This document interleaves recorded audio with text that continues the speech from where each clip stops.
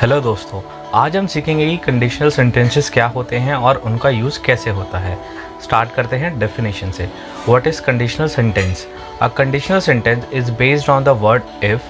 There are always two parts of a conditional sentence, one beginning with if to describe the possible situation and the second part which describe the consequences। मतलब conditional sentence if word पर based होता है और इन sentences को दो parts में divide किया जा सकता है। पहला जिसमें एक पॉसिबल सिचुएशन होती है और दूसरा उस सिचुएशन का रिजल्ट या कॉन्सिक्वेंसेस होते हैं। फॉर एग्जाम्पल, अगर बारिश हुई तो हम भीग जाएंगे। If it rains we will get wet. Conditional sentences को चार मेजर कैटेगरीज में डिवाइड किया गया है। पहला the zero conditional, second the first conditional, third the second conditional, fourth the third conditional. The zero conditional. We use the zero conditional to talk about permanent truths such as scientific facts and general habits.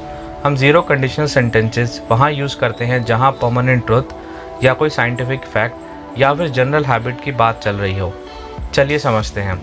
इसका structure होता है if plus present simple plus present simple. Here are some examples. If you heat water at 100 degree Celsius, it boils. ये वाजिब है, अगर हम पानी को गर्म करेंगे तो वो उबलेगा ही।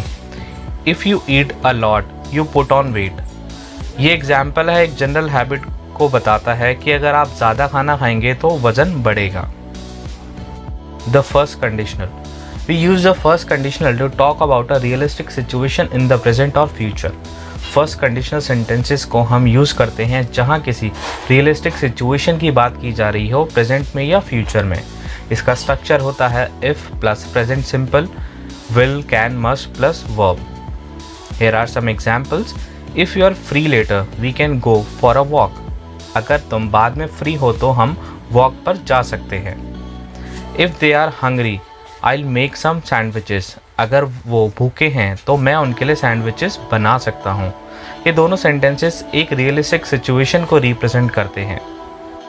Another way to make first conditional sentences is to use unless, which means only if और except. As with if, the word unless can never be followed by will but only with the present simple. First conditional sentences को use करने का एक और तरीका है जो unless से स्टार्ट होता है, जिसका मतलब होता है जब तक। चलिए समझते हैं एक एग्जाम्पल के through.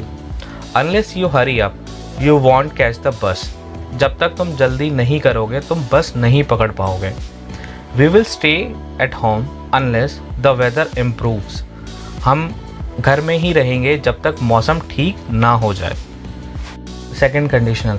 We use the second conditional to talk about improbable or impossible situation in the present or future.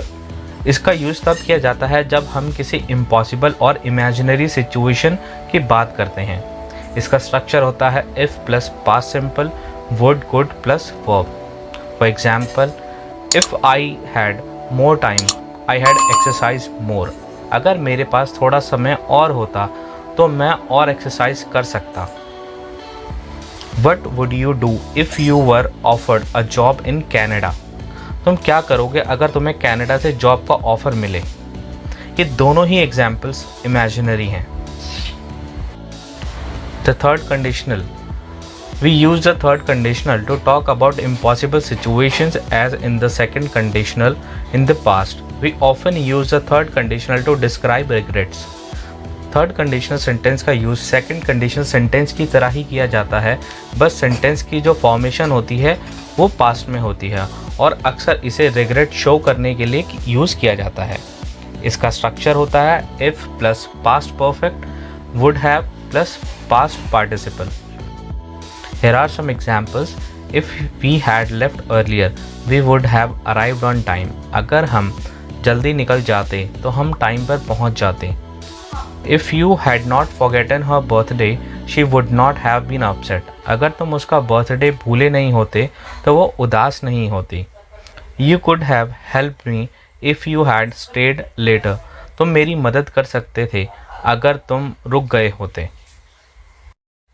तो दोस्तों हमने आज सीखा कि कंडीशनल सेंटेंसेस क्या होते हैं और उसका यूज़ कैसे किया जा सकता है।